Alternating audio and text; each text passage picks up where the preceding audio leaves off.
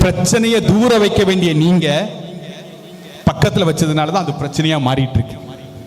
இயேசுவை பக்கத்துல வைக்க வேண்டிய நீங்க பிரச்சனையை பக்கத்துல வச்சிட்டு இருக்கிறீங்க. புரியுதுங்களா? தூர வைக்க வேண்டிய பிரச்சனையை பக்கத்துல வச்சிருக்கிறீங்க, பக்கத்துல வைக்க வேண்டிய இயேசுவை தூரம் வச்சிருக்கிறீங்க. இதை செஞ்சுட்டு மட்டும் பாருங்க, உங்க வாழ்க்கையில காணப்படுகிற எல்லா பயங்களும் உங்களை விட்டு மாற போகிறது. கரங்களை தட்டி தேங்க்யூமா. இன்னைக்கு இதே போல ஏதோ ஒரு பிரச்சனை உங்களை பயமுறுத்திக்கிட்டே இருக்குன்னா, இன்னைக்கு அந்த பிரச்சனையை பக்கத்துல வச்சு பார்க்காம தூரத்துல வச்சு பாருங்க.